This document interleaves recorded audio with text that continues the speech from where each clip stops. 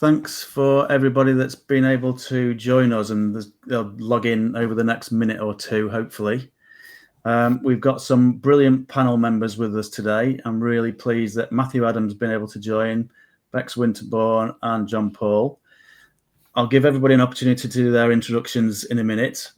I'll just give a quick overview of the topic and how we're going to manage today. My ambition and my challenge today is to have a whistle-stop hour, really highly productive, so that by the end of this session, everybody's got a brilliant resource that you can take away and use back at the office. This is all about proactive reform. So it's quite an emotional topic today, as moral injury. I hope we're going to get a lot of great insights from the audience as well as from the panel members. This session will be recorded, so you'll be able to go back to it. I'm going to start with a quick 60-second interview from each of the panelists, and then I'll get into the methodology of how we're going to run today's session, and then we'll actually get working together as a team. So I'm Anthony Lawton, founder of Fit to Care and Insight Genie. Insight Genie is the tool we're going to be using today. I'm a public sector advisor, and my real focus and passion is on cognitive science, behavioral change science, and AI, so that we can really create insights that change the way we work. I'm really passionate about enabling all of us, actually, as well as managers, to see problems in new lights so that we can reduce bureaucracy, focus on citizens, and really make an impact on society. That's my ambition. So I'll just pass you over next to Bex. Bex has got a busy background, so hopefully we'll be able to hear her. Thanks very much, Anthony. Really delighted to be here this lunchtime. So as Anthony said, my name's Bex Winterbourne, and up until a year ago, I was a consultant vascular surgeon. I'm now clinical director for our NHS at Home service in Bristol and surrounding areas. That's our virtual ward programme. And I'm a coach and trainer for healthcare professionals. And I'm here because I've suffered with post-traumatic stress disorder twice and have a real life experience around mental health and moral injury in the health service, both in a clinical role, but also now in a leadership role. So really happy to be here today. Thanks for having me. Brilliant. Thanks a lot. And over to you, Matthew. Hi, I'm Matthew Adam. I'm the founder of Systemic Solutions Consulting and the creator of the 5x5 model, which is a performance development framework that addresses the 5 dysfunctions of a team through 5 essential team functions. I'm a leadership development and organizational consultant with a special interest in unlocking teams and organizational potential. And I have a background in systemic psychotherapy, working systemically with organizations, providing team and group coaching, organizational consultation, leadership development, including culture change. I've worked in both clinical and commissioning settings within the NHS. Obviously I'm here because I want to help contribute to making change. Fantastic. It's a sensitive topic as well today, so we might need to draw on Matthew's skills and experience on this topic. So feel free to jump in at any point, Matthew, in this session. And then over to John Paul. Yes, I'm John Paul. I have a consultancy called The Edge of Possible, and it's about applying the science of how people, teams, and organisations be the best they can be and change, being able to change for better.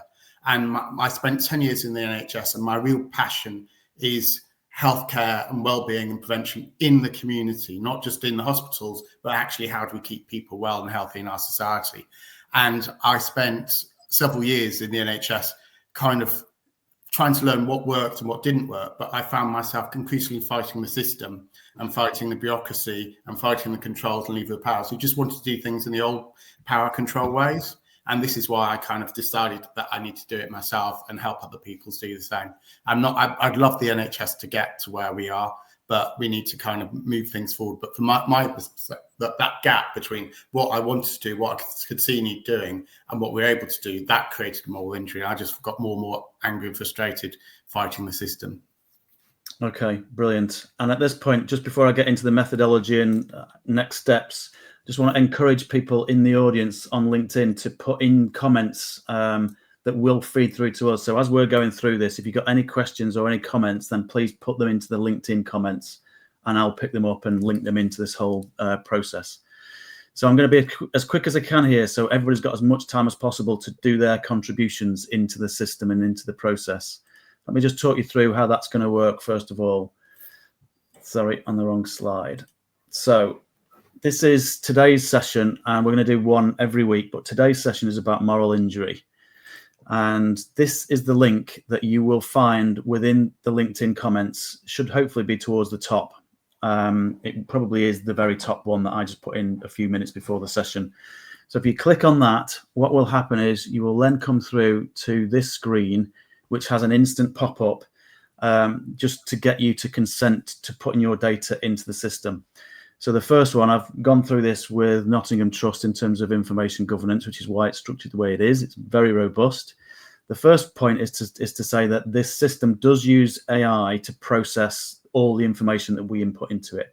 It's not saving the data, and it's not using the data to train the AI algorithms. It's just processing the data to make sense of it for us. So we've got a sensible report at the end of this really quickly. And then the other one is about terms and conditions, and that's particularly focused on, please don't enter personal data into this system. We want emotions, we want stories, but we don't want anything that's personally identifiable, and that's essentially what the terms and conditions are asking us to really adhere to. So then once you've clicked those two, the exam question is here about moral injury.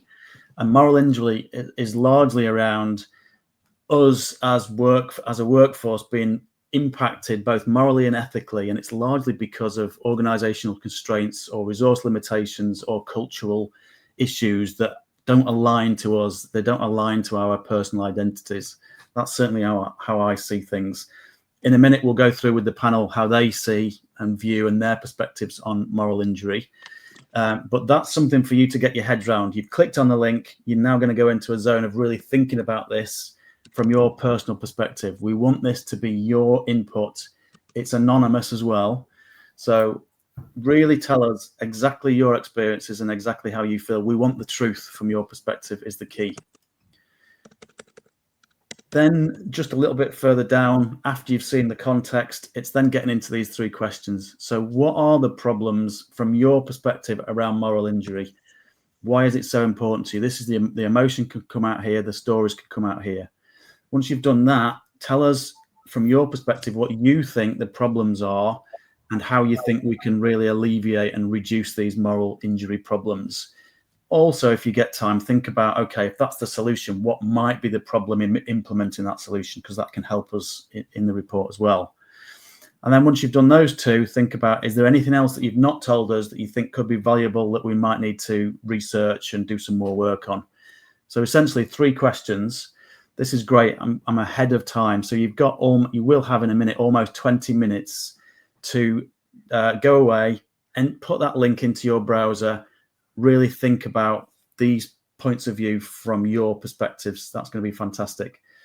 Please make sure you do that and click submit before 12:29, because the report is going to automatically run at 12:30. This submit button will turn green once you've got content in all 3 boxes. So at this point, I'm going to say, please, all who are in the audience who want to participate in this and help generate a better, more robust research process, go ahead now, click on that link and start your entering. Start thinking and start entering. We are going to talk with the panel now in terms of what their perspectives are on moral injury. We don't necessarily want to bias what you're entering. So if you want to, click mute, and you can come back and listen to the panel's views afterwards, because it will all be recorded. Obviously, you can keep us on in the background and listen to us in the background if that's best for you. Yeah, just to double confirm, that link is in the comments within the event in LinkedIn. So if you go to the LinkedIn event, it's in the comments in there. It's in Rory's just posted on LinkedIn. It should be in LinkedIn, Rory. If you can just confirm that you can see it, that'll be fantastic. Okay, then. So whilst everybody is entering in the background, we'll come back to the panel and start going through our individual views on experiences with moral injury.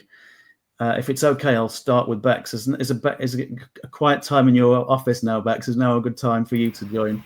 Yeah, I think that should be okay. I was going to try and move computers, but I think that will be more complicated.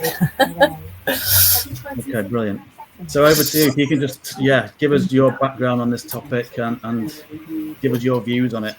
Yeah, sure. So I think it's a challenging one, isn't it? And for anyone who's worked in any part of the healthcare system, I suspect they've experienced this at some point or another without necessarily labelling it under the term moral injury.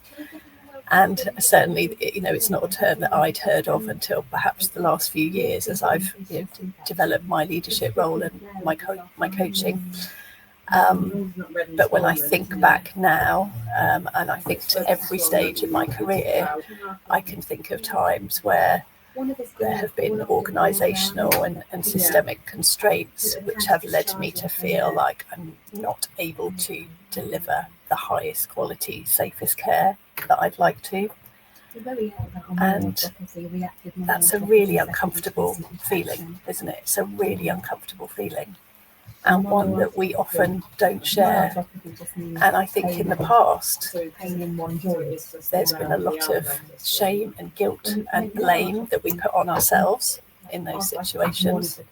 The language around it, when you think about patient safety and thinking about stories that we perhaps have heard in the press around whistleblowers, even that language around freedom to speak up, even though we've tried to get away from the stigma, it's still very much there. And yet, when we're in those situations, it's because we care, it's because we're coming from a place of wanting to deliver the best for the people that we serve. And so I think then there's no wonder when that starts to have an impact on our mental health, which then creates another vicious circle. And from my perspective, having suffered with post-traumatic stress disorder, and I won't go into all the details because I don't want to, trigger people particularly in this group, but I think when I was involved in a trauma case of a colleague 11 years ago, and I remember afterwards I wrote a letter, I've got it still, I wrote a letter to David Cameron, I never sent it, just saying, you've got no idea, you just don't know what we go through every day, and the lack of resource and a sense of just not quite being able to do what it is we want to be able to do in situations. And so, I'm really keen that we just talk about it more. I think there's a real opportunity here to come from a place of vulnerability, wholeheartedly sharing our stories, and hopefully that will start to shift the culture and allow us to just be more kind to each other and accept the reality. There are constraints, we're not going to suddenly manage, magic more, but I think by sharing, by having those difficult conversations, we can start to perhaps come up with some solutions. And I can see Tom's written in the chat, why didn't you send the letter? I don't know, probably if it was now I would have done. I think I was very early on in my consultant career, and when I wrote it, that sense of what might happen, whereas now I would feel much more able to just send it. Again, I think there were an underlying fear of being called out and being outspoken, and that might lose me my career. That was the reality. I think I would behave differently now. I think I've learned a lot from my experiences, and I think that's the reality. And I wonder if that's still the case for many people now. I spoke to a nurse this morning, actually, Bex, who was just expressing how difficult it still is to feel that you can speak up, and how challenging that is, and how you can almost get shunned if you do. It's a topic that I wasn't, because most of my sort of NHS career has been focused around the commissioning world, so I haven't been that I've always worked with clinicians in secondary care, etc. But it's only when I did the 20 nurse interviews for the book that I realised really what I was experiencing was a major insight from that research was moral injury. And the juxtaposition between the career can be such an amazing thing when you're helping other human beings. It's amazing, the best job in the world. But actually, if you haven't got the resources and the capability and the capacity to do it properly, and your whole identity is around doing it properly, and your whole training's been around doing it properly, it's almost hell. And I didn't realize it until I interviewed these nurses, and it just sort of hit me between the eyes. It was really powerful. So are you okay if we move on to Matthew, Bex? So you feel like you've made your... Yes, of course. I mean, I could keep talking forever, but it's good to hear some other voices, and then we can come back around. Thanks for all the lovely comments in the chat. I think you're right, Tom. I think that fear does still exist, and perhaps there's something about the collective voice. I think that's the other thing, is in that moment you can, if you do send something, you can feel like you're coming from victim, whereas actually if collectively we have a voice around how we're feeling, perhaps that will make more of a difference. And I'm just coming on to Matthew, but I'm also hoping that these processes and exercises where we can collect a lot more broader range of inputs. So rather than just collecting data from our usual suspects, we can speak to patients much more. We can speak to the frontline staff much more, and it's all anonymous. So we can absolutely open up and tell the truth about what's going on. And then we've got reports that we can share and evidence that we can share to get things moving and get change happening. I agree. Brilliant. I think it's really powerful. Okay, Matthew, over to you, please. Oh, thanks. I suppose I'm just thinking about what Bex is saying, and this notion that let's talk about it more, but yet it's not okay to speak, which really creates a barrier, a dilemma unto itself. And I suppose in order for us to talk more, we have to create the context for that to happen. So how do we do that in a system where we have these organizational and systemic constraints that sort of inhibit us from being able to really attend to the visceral processes and experiences that are brought about by these constraints? For me, in thinking about this, I thought I could come at it from any number of different perspectives. I could come at it from an emotional, experiential perspective. But for me, I think it's about answering the question, why are we here? Why are we here from the board to the front line? It's about having a shared purpose. So I think in many ways, it's how do we start to align towards that shared purpose and to create that context where we can start talking more about it. I think within many organizations, there are fundamental differences throughout the organization about what success looks like. And it's these differences that can create a culture that's ripe for moral injury. So, for example, from a clinical perspective, success is patient-centered and clinically led. Sorry, there's some music. I'm just trying to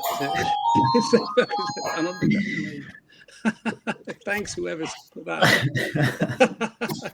Just a little bit confused there. So anyway, I was saying about there's differences in terms of a clinical perspective about what success looks like, from a managerial perspective about what success looks like, and even from a board level, what success looks like. And because we have these distinctions, from success being patient-centered and clinically led to success being about having a performance-centered and operationally led perspective that accounts for activity thresholds, all the way to board-level perspective, which is maybe more aligned to success as being defined as scrutiny and assurance-centered.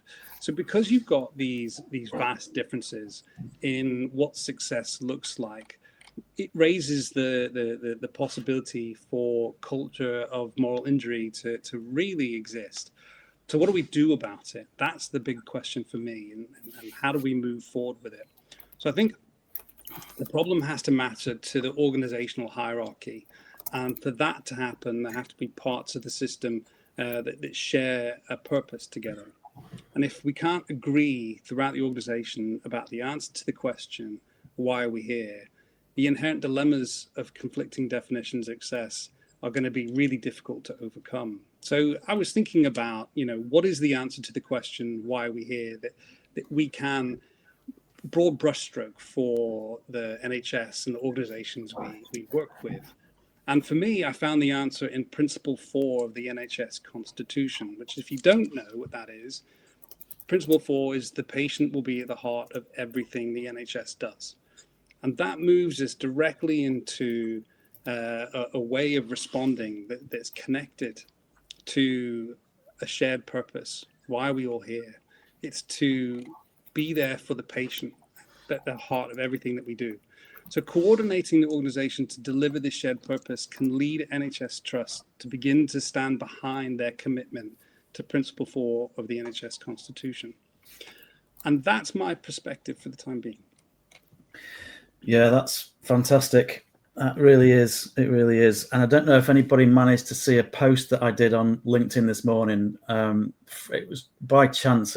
I interviewed a police officer the other day, and he was talking about a nurse that he knows. I think I won't say who it was. And she was really struggling to provide a dignified death to a patient that was, almost imminently about to die, and felt like she just couldn't. Well, she was actually reprimanded for spending too much time at the bedside. And yeah, tying that back to Principle 4, it's, if we can't enable somebody to die in a dignified way, and spend an hour with them, then we've not got Principle 4 right, have we? And I think that's a brilliant way to tie it all together. And if we've all got that same purpose, we can all work together in a cohesive way and do the right things, can't we? Yeah, and I think that interview really summed up for me. As I watched that interview, I thought these are the exact 3 positions that I was thinking about, and there they are, right in front and center. You've got a clinician who's really desperate to provide patient-centered care that's clinically led, and is for the patient. And then you've got a managerial position it's about results, or it's about making sure we get this activity done. Not this wasn't done because of the need to stand by the side of a patient as they died. Yeah, and I suspect that's a brilliant segue into John Paul, because this is absolutely his bag. I agree with so much of what Matthew and Beck says. After spending 10 years in NHS management in one form or other, I can also think I can describe how and why it gets subverted and what we can do about it. And where I think it goes wrong is the subtext of so many conversations within the NHS management, at least, is how can we get people to do things and make them do it? Because they decide this is the best way. And it's often really well intentioned. It might be to help patients, it might be to help staff, it might be to make sure organizations are doing the things they should do. But what it invariably does is portray people as the problem and control as the answers. So we end up with KPIs, targets, policies, that evil phrase, unwanted variation, which means that everyone should be the same. And it's it creates a system where control is rewarded, it's recognized, and people who aren't in control, who object to things, are being portrayed as a problem. And I think that's the kind of where we get from trying to do good to creating a system that actually harms people and goes against people's morals. And I think I hope the reforms will start to address it. But I think where we can actually really do stuff is that within our own teams. I think line managers are absolutely crucial to this, because it's your line manager that is there to support and protect you.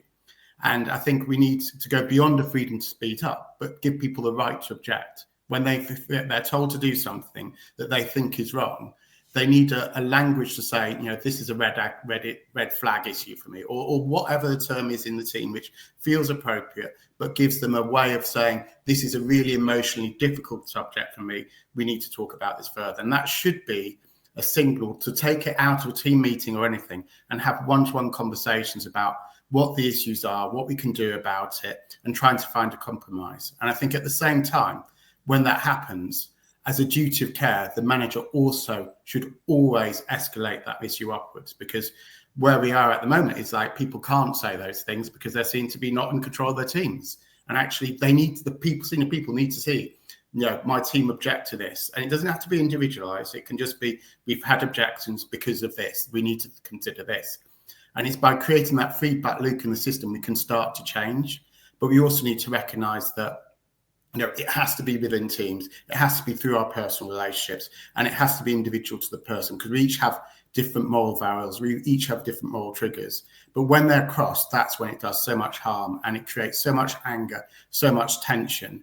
And there's virtually no managers in the NHS have had training in how to deal with this. And that's something we need to address, because once people do cross those lines, it's very hard to recover. People quit their jobs, they move, they leave, they disengage, they quiet quit. All those phrases come from the fact that people don't feel in control of what they're doing. They can't respond to the needs of the people they see in front of them. And I think this goes hand in hand with enabling people to address the problems that they see, the frontline people who are addressing people's real needs in the real world, and allowing to deal with those issues in the best way that's right for those patients. Because if we get that right, everything else will follow. Yeah, absolutely. I talk about this a lot in my book, around our culture of, and I don't think it's just an NHS culture, I think it's a Western culture of command and control. And John Seddon talks a lot about, he's got a whole book on command and control, and John Seddon talks about failure demand.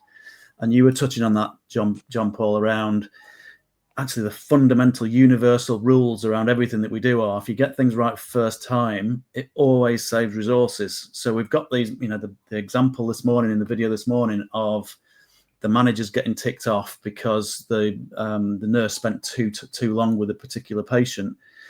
That patient then goes off on the sick, and the pressures then in the system are so much more than if that patient had just been treated properly in the first place. And it's just time after time after time, it's the same universal rules of, we've got to get things right first time.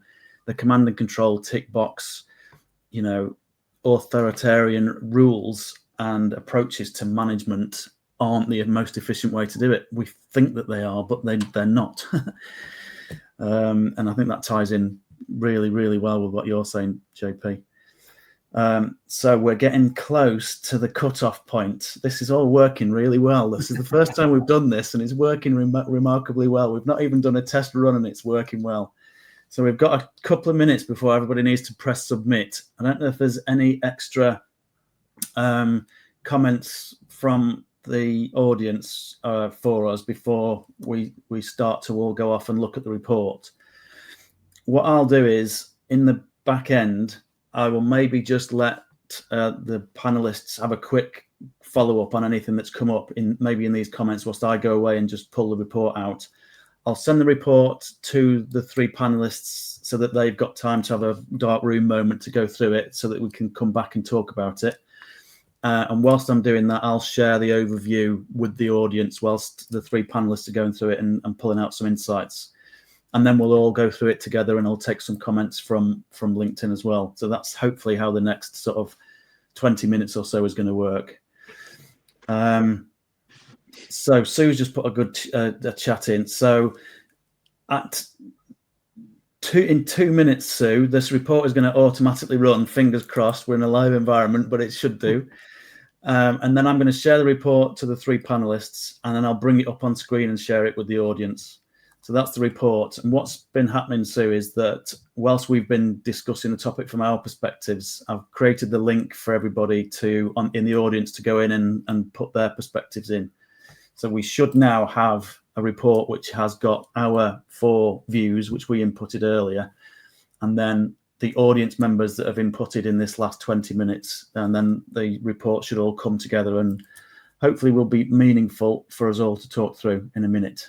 So are there any more? This is almost second perfect. I should be on the radio or something. I'll go into the back end now, guys, if you want to just pick up any of the points that you found interesting in this first 20 minutes, and I'll just go into the back end and sort things out. Thanks, Anthony. I guess I'm interested on Tom's point in the chat there, the difference between the private sector and the NHS. It's so true, isn't it? That kind of customer service very, very different. And, why is that? Obviously multifactorial. And how I just it's fascinating, isn't it? How do we? It's probably time related, isn't it? It goes as well around that the cultural paradigm in which we live and work, which is very hierarchical, very individual, very competitive, but that happens in the corporate sector as well. But the sense that if you're paying for something, you deserve better care, better rapport, better relationships. How does that become the norm? He could be, and the son's going to be quite anxious about us discharging him. And I think that that's why the language around how efficient can we be, how productive are we, it's all unitary, it's all about how many people we can see, how many things we can get done, how much more can we squeeze in, how many more jobs can we do together. I'm Superwoman, I can do everything, and I've got children and I've got a family and I can do it all. That's not a sustainable way of being, either as an individual or for our patients, and can lead to patient harm because we're trying to do too much. So the time constraints, how can we shift to perhaps a different way of thinking, recognizing that by doing that we will hopefully have better outcomes.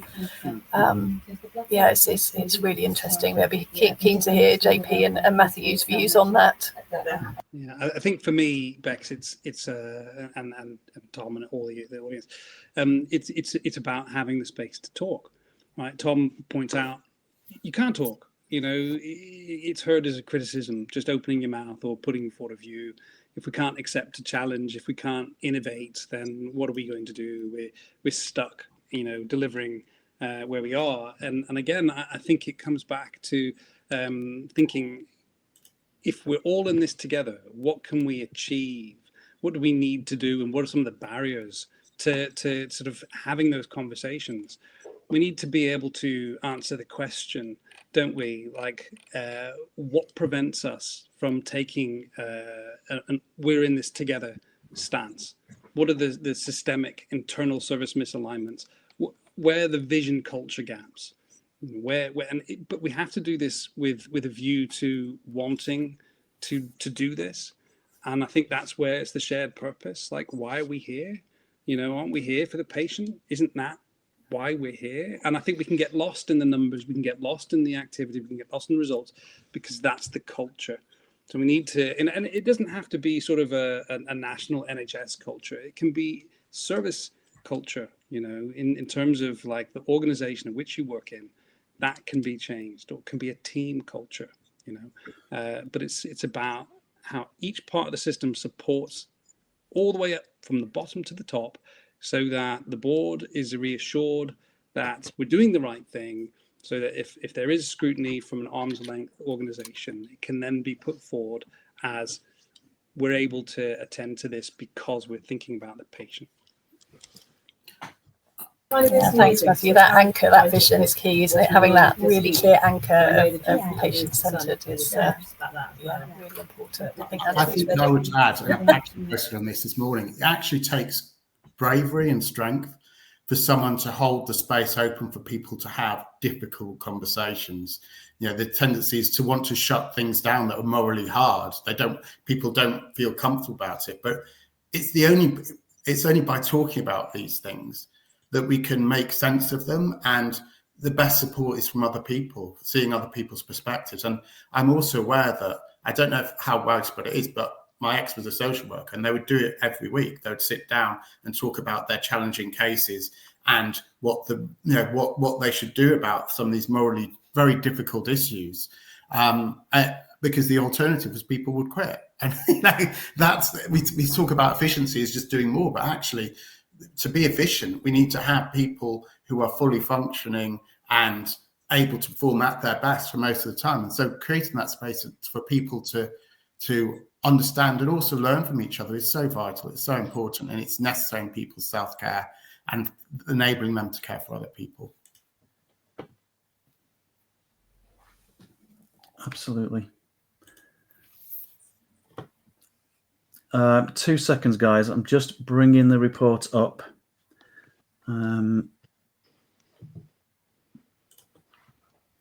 I thought I was ready, and I'm not quite ready. So we can carry on and fill the time. I think you're right, JP. You know, creating those brave spaces does take courage, and it's not a well embedded feature of how we support healthcare professionals. You know, as you say, it might happen in some social work spaces. It might happen in a particular specialty, psychiatry, for example. It might happen in psychology services. But, you know, I deliver workshops and sessions around, you know, how do we embed this? How do we get people to think about the importance of this? And I've got some fantastic colleagues in North Bristol Psychology Services who are trying to develop this. And it's really key. You know, we need to be thinking about how we do that, recognizing that the time taken to that actually improves the care we give, and that it's not seen as wasted time and pointless. Great. Has that come up? Has that come up, Bex? It has, yes. It has, yeah. Testing my It's very science. small. Yeah, it's very, very small. Okay, great. I don't know if I can make it any bigger. Let's try. Is that making it bigger? Yeah. Excellent. Okay then, guys. So I've emailed this through or I've put this into our group chat in LinkedIn, so that you can go through the detail of it whilst I whiz everybody over the overview of it. And then what we'll do is, when you've had a good 5 minutes to get into it and think about it in a quiet room or quietly, put me on mute if you want to, and then I'll bring you back in 5 minutes or so once I've given everybody an overview of it. Is that okay? Mm-hmm. Okay, great. And then what we'll do is we'll pull out maybe the key themes that each of you have pulled out of the report. Because obviously, if we went through this in minute detail, we'd need another hour. So this is just a quick overview whilst you get to pull out your key themes that you'd like to focus on for the last 20 minutes. Okay, then. So for the audience, this is the report that together we've generated in that 20 minutes where you were inputting. So at the start of the report, we've got the context that we all started with, just to remind us. And then we've got an exec summary. So what's pulled through here is that the sentiment of this is quite high. So the usefulness there is we can use this report, go to back to our teams, back to our managers and say, this is a hot topic. It's really emotionally charged. This is an important topic. We've got to do something about it. It's essentially what that introduction piece has given us. And then what we've got is the top 5 insights that have come through from the people that have contributed to this today. So the more people that contribute, the richer this whole report and process becomes. But already, just with the sample that we've got here today, we've got some really interesting, deep topics that we could, develop and dig into further. So the top 5 insights are bureaucratic challenges, which we've already talked about. Moral injury is real; it really is causing distress. We've got cultural paradigms to get over and to work through and to change and improve. The high workloads and time issues contribute to this tension and this conflict. And we have to change our leadership and support in order to overcome this. So it's coming back with consistent messages that we've been talking about. Potential quick wins are enhanced communication channels. So we've been talking about how we need to communicate. We need to open up more. We need to promote more flexible working practices and recognize and reward innovation. So interesting things, and we get into the detail of these in the report through the problem section, which is going to create a lot more context and a lot more detail around what those quick wins and those insight overviews are giving us. So there's more in here, as you can imagine. Each one of these should give us food for thought and some, prompt us to go back to the office, go back to our teams and think these through in more detail. Likely impacts are what we've been discussing. It will result in moral injury. It will result in more sickness. It will result in us being less productive, etc., etc. Burnout, physical difficulties. Bex talked about this earlier on as well. And then we get into the solutions, and a lot of what JP and Matthew were talking about will all be in here. This is a contribution from me, obviously. We can use technology to help us generate more insights from the front lines so that we can make these changes more aware, or make these issues more aware so we can make the changes happen. Local autonomy. So there's a lot in here. And if you consider that we've generated this arguably within 20 minutes, it's a powerful tool. This is an important part of the report for me. It's the constraints around the solutions. Often we'll get solutions through and we'll go, right, let's do that. And we don't put anywhere near enough thought into what the constraints of those solutions are likely to be. So this gets us all thinking. And what I find when we run these Gini reports is there's always something that comes out that you go, I didn't know about that. I hadn't thought about that. I hadn't appreciated that. And then this relates to the third question of what else. There's some solution type stuff in here. And there's some examples about what we should research, some books that are recommended and that sort of thing. So this becomes useful as well. And then what we've got, which we'll start to touch on in a minute with the panel, bring the panel back in, is practical. Okay, we've now got this report. What are we actually going to do with it? So we can, as a team, if you take this back to your office, we can go, okay, out of all these points, which ones for our team are the most relevant, the most salient that we're going to go away and do something about? So we can agree what the points are that we're going to do something about. We're going to agree who the stakeholders are, who the lead owner is, when it's going to get done by, and how will it get done. Now, it might be that you want, this is how I ideally want to see us using Insight Gini, is that we determine the things that we're going to work on, and then we'll drill down and use another Gini episode to drill down on a particular element or particular theme, and then pull out all the how we're going to do it insights. But hopefully this gives you a feel for the sort of the structure. And then we've always got the source data that's come from the people that have contributed. So there's two reasons for that. One is it gives everybody that looks and reads the report the confidence that what's been produced from the source is consistent with what has been summarized in the report above. But it's always good to go through this as well, because there might be some very detailed nuggets of gold in here that the AI has missed. The AI does a brilliant job of consolidating a vast amount of information and making it meaningful, but it's always recommended to go through this content in detail. So after this session, I'll go through that source data in detail, check there's no personal information in it, etc., etc., and then it will be available to distribute to everybody after this event later on this afternoon or the weekend, depending on how quickly I can get to just checking the report. So hopefully that's given the panelists enough time to give us a sense of what their key themes are that we should think about in terms of next steps going forward. So we've now got this report. What should the key theme be from your perspective, Matthew, Bex, and JP? And then we'll go through each one of yours just to give people a feel of how can we take these reports and actually go and do something with them. So who wants to start this time? So we start with Matthew. I didn't get the report. It's in you should have shouted. I did. Yeah, you did. I mean verbally. Actually shouted. So I didn't actually read the report. It was in the LinkedIn, our group chat in LinkedIn. But no worries. Okay.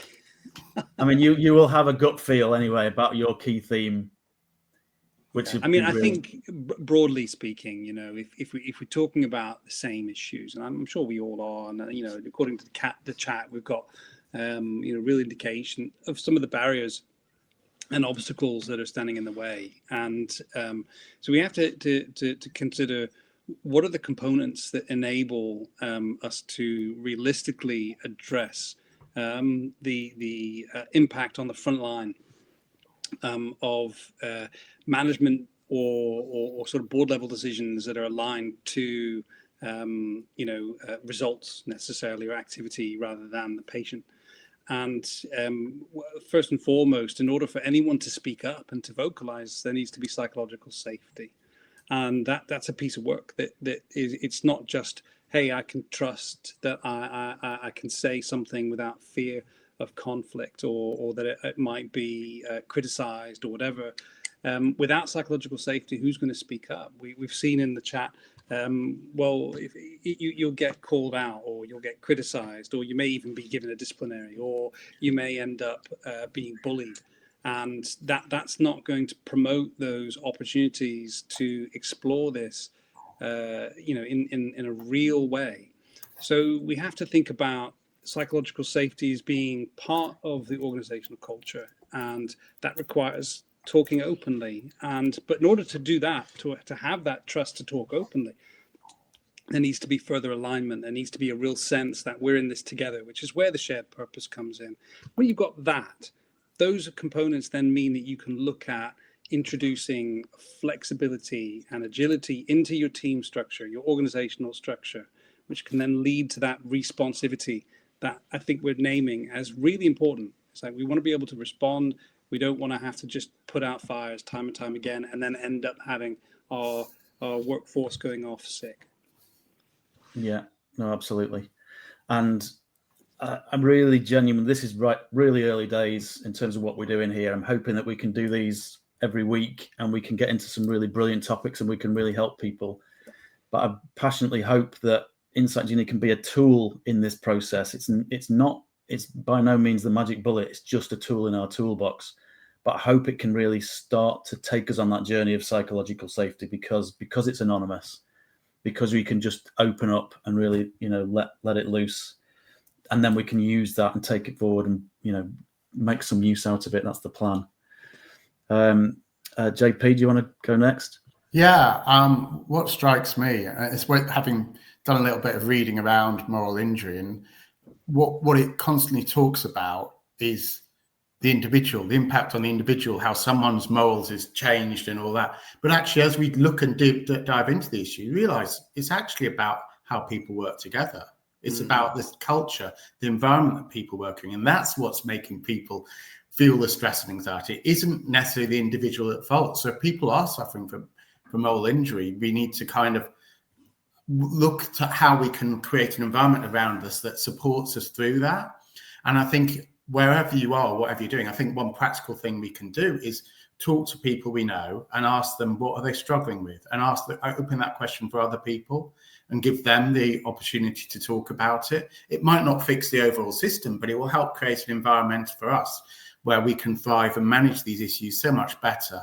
And it's kind of asking questions and empowering people, a bit empowering listening. It's not about telling anymore. It's about making sure we listen to other people and create that space for conversations and people to express what they're feeling, why they're feeling it, and gradually progress through these issues. And I think that's what, for me, is the key takeaway today. Yeah, fantastic. And I tie in with that as well in terms of that listening point. What I find amazing every time, and it's because I'm sort of really aligned and attuned to this cognitive science side of life, is I think individually we all think that we know a lot of stuff, especially if it's our area, and we think we know it. You know, just go and do it. This is the command and control side of our character, I suppose. And what I found when we all submitted our points around moral injury, which is in the report, you look at those and I just think, my God, the individually brilliant pieces of content that feed the bigger picture. There's things coming in from Matthew that his background, his experience is just different to mine. So on the whole, we're really aligned, but that different context and background is so powerful Same with Bex, same with JP. And together you go, my God, we are really getting somewhere now. And it's just those little extras that you get from different contexts and different perspectives is magical, I think. And you always get something that you've not even thought about before. And that's the key. It's going beyond our usual suspects. I just listened to a few people that I always listen to. It's bringing in the broader context. And my big thing is the front line, obviously, because that's where the work's done. And then, okay, Bex, over to you. Perfect time. We've got a nice 5 minutes. Lovely, thank you. Yeah, I mean, I guess just building on all of those points, thinking about the layers in which we can influence. So there's those individual conversations, there's the broader team, organisationally, and then nationally, globally, how we can make a difference. But I think, as you've just described, Anthony, what this process does is allow those different lenses to be looked through. We all have different life experiences. We all have different parts of us that are fearful of different things. And so, as we've described, for some people, what they perceive might be absolutely fine. And for the person stood next to them working in exactly the same, healthcare space, it really might rub up against their values and their morals. And we can't know that unless we have those conversations. We have no idea unless we talk to people and unless we are prepared to hear that diversity of thought. And I think this approach allows us to do that. It allows us to not just talk to, as you say, the usual suspect, not just talk to the people that we're used to hearing from, but gives a voice to those who have different life experiences. It's a bit like descriptions around a trauma-informed approach and recognising different people's traumatic experience that then inform the way that they respond. And whilst some of us might choose to share some of those vulnerable stories, we don't have to, but if we can come from a place of really truly listening to people, devoted listening, from a place of reverence and respect, not necessarily needing to have an answer, that's huge. And often that's enough just for people to be heard, but heard and know that they've truly been heard. Yeah. I think, it raises a dilemma for me, really, just in the sense that there's an invitation to contribute your voice, to say what you think. And, within that invitation is possibly an implicit communication that what you have to say matters. And it's where, if I say what I think, honestly, anonymously perhaps, but if I say what I think and then it's disregarded, what impact does that have? So I think in some ways it's about how do we use the tool effectively together so that we ensure that everyone's contribution is not just heard, but also listened to. Because that, I think, could potentially mean that we foster a culture of distrust, of disregard. Hey, there's this tool that means I can vocalize what I really think, and actually it makes no difference. So I think that's a really important part to using the tool, is to have that dialogue about how do we use this so everyone feels like their contribution matters. Absolutely, 100%. Yeah. If it's like everything else that perpetuates the same culture, then it will make no difference whatsoever. So we have to almost, the police officer interview the other day, he used the phrase, put your foot on the ball and just stop. And I think that's what we need to do. We need to put a foot on the ball, stop what we're doing now, take a step back, think about what we do, and then hopefully this can be a tool to help us change that culture. And it can be used in a proactive, positive way to go, I know historically we've not had enough time to listen to you properly, but we genuinely now want to listen to you, and we've got the capacity to listen to you now. A lot of evaluation processes cost tens of thousands of pounds and take months and months. We don't need to do it like that anymore. As we've just demonstrated, we can generate some great evaluation work in 20 minutes. And it doesn't cost us a fortune. It costs us like a cup of coffee. So that's the plan. But I agree with you 100%, Matthew. It's just a tool, and without that fundamental cultural drive behind it, it'll make no difference whatsoever. But I think it helps us. It helps us to change if we want to change. And hopefully a lot of these stories and things will generate that momentum to want to change. That's the key, isn't it? Yeah, I mean, and the want to change is NHS principle number 4, right? Absolutely. Yeah. It's listening to that video this morning and going, we can't carry on like this. Yeah, absolutely. My gosh, I almost swore then as well. We've actually done this exactly on time. So everybody's now going to have a chance to go off, make a cup of coffee before their 1 o'clock meetings. I'll just finish off by saying a massive thank you to everybody for joining the panel. Obviously, we've done everything in an hour, and that doesn't take a lot of time, but we've got to plan it in advance and think through, our little roles and how we're going to manage the session. So I really appreciate everybody's time. Matthew, Bex, JP, brilliant. I really enjoyed the session. I hoped I would. It's a little bit stressful trying to manage the tools, but it seems to have worked. If anybody wants the actual report, because that's my vision for this, the more we do, the more people can get to know about it, suggest topics that they want to raise. If you want to be a speaker on the panel, if you've got a hot topic that you want to raise in the future, and that applies to you three. If you've got another topic that you want to bring, just let me know, because there's plenty of Fridays coming up. But yeah, people get in touch with me on LinkedIn, DM me if you want to raise a topic. That's great. And if you actually want this report, I'll just share screen again quickly. There is a page on my website which I'm hoping has come up, which is Fit to Care, and then there's a tab called Linked Live Events Genies. So if you click on that box there, you can just say which report you want, because we're going to do these every Friday. If you just put in here the moral injury one and the date, click submit, and then once I've checked through it that there's no personal information into it, I'll email it back to you. So that is the plan. So thanks again, everyone. Really, really appreciate it. Any questions, DM me on LinkedIn. LinkedIn is my main area to connect with everyone. Brilliant. Thanks a lot. I really appreciate your time. See them. Bye.